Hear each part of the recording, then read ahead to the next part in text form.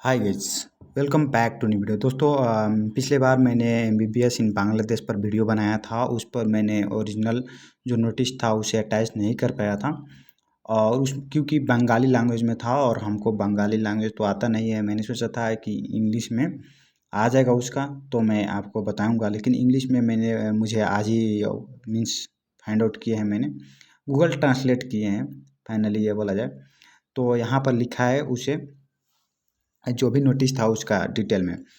तो जैसे कि ऊपर पढ़ते हैं, जैसे कि यहाँ पर अगर आप देखेंगे ये जो एक सेक्शन है यहाँ पर, तो ये गवर्नमेंट ऑफ बांग्लादेश के बारे में एड्रेस वगैरह लिखा है। और इस जो नोटिस आया है कहने का मतलब कि 20 डेट सेक्शन में देखिए आप 24 है फरवरी में आया है। उसके बाद यहाँ पर आप देखेंगे एमबीबीएस बीडीएस जो एडमिशन का सर्कुलर फॉर फॉरेन जो स्टूडेंट्स है, सेशन कौन सा सेशन है 2022 का है।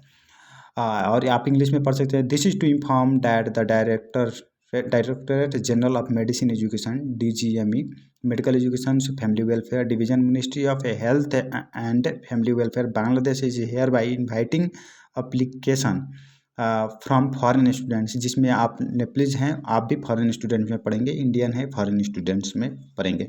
मीन्स आउट ऑफ बांग्लादेश जो भी स्टूडेंट्स है फॉरेन स्टूडेंट्स काउंट होगा।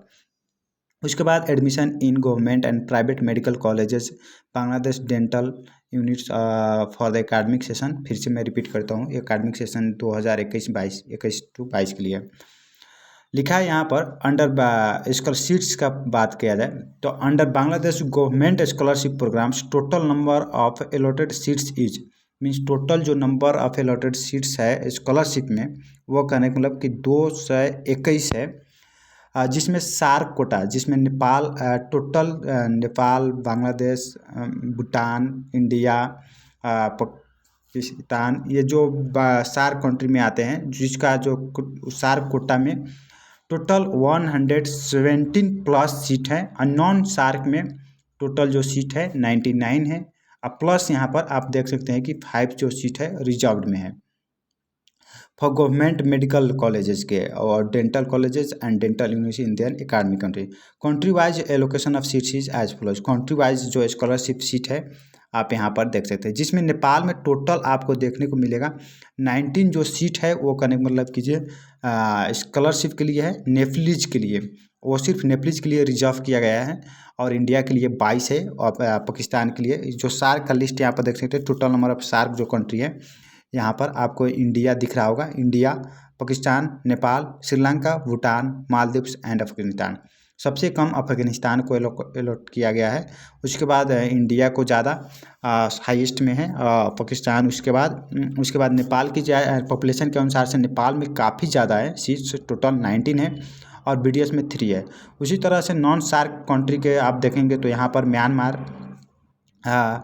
और उसके बाद पैलेस्टाइन है, उसके बाद all other countries of the world, जिसमें 49 टोटल एमबीबीएस के लिए स्कॉलरशिप रखा गया है और बीडीएस के लिए 22। बहुत ज़्यादा काफ़ी स्कॉलरशिप है। उसके बाद नीचे के पढ़ते हैं तो 3 नंबर पॉइंट में है हम यहाँ पर क्या लिखा गया, candidates of SAARC non SAARC countries can also apply for admissions in private medical colleges, dental colleges, dental units in Bangladesh. Means अगर गवर्नमेंट कॉलेज से आपका स्कॉलरशिप नहीं है, पेइंग में पढ़ना चाह रहे हैं, तो भी आप अप्लाई कर सकते हैं। List of government and private medical colleges और dental colleges units and availability of seats will be found in website दिया है, कहाँ पर आपको कौन कौन सा कितना सीट है और क्या क्या उसमें रहेगा। www.dgme.gov.bd. स्लैश कीजिए। उसके बाद www.dghs.gov.bd स्लैश मीन्स किसी में से एक में करना है मेरे ख्याल से, www.mefwd.gov.bd है। इसमें आप सर्च आउट कर सकते हैं लिस्ट प्राइवेट कॉलेज में कितना है, गवर्नमेंट कॉलेज में कितना है। Interested candidates have to submit an application through www.dgme.gov.bd platforms. Means यह वेबसाइट है, जिस तरह से नेपाल में मेडिकल एजुकेशन का वेबसाइट है, वहाँ पर हम लोग ऑनलाइन फॉर्म सबमिट करते हैं। www.mec.gov.np है। उसी तरह से यहाँ पर बांग्लादेश के लिए वेबसाइट है tgme.gov.bd प्लेटफॉर्म पर आप online deadline of submission of application जो है वो करेंगे मतलब 3rd April 2023 for both and private medical colleges application will be considered after no application. कोई एप्लीकेशन डेडलाइन जिस तरह से नेपाल में होता है। आपको दोस्तों ये 4 नंबर के पॉइंट मैंने जब बताया होगा आपको लगा होगा कि जो यार ये तो ऑनलाइन फॉर्म फिलअप है, लेकिन ये ऑनलाइन नहीं है दोस्तों। ऑनलाइन भी आपको फिलअप करना पड़ेगा प्लस आपको ऑफलाइन भी सबमिट करना पड़ेगा।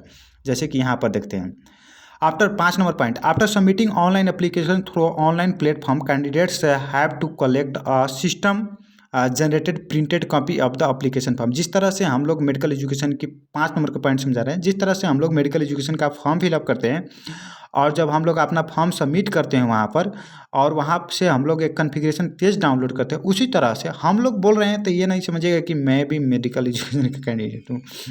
उसके बाद यहाँ पर candidates have to submit a system और जो कैंडिडेट जो आएगा candidates have to submit a system generated printed copy of application form 3 set चाहिए, जिसमें से रिसेंट पासवर्ड भी चाहिए। यहाँ पर डॉक्यूमेंट्स का recent size password, photograph copy copy with each sets, photocopy of a passport copy with each sets चाहिए। इसमें भी all academic documents copy with each sets and original copy of telegraphic transfer certificate के चाहिए।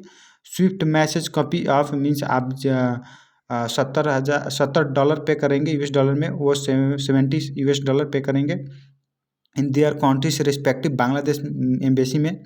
उसके बाद hard copy of application form with fee and must be submitted by 4th अप्रैल तक time हो गया।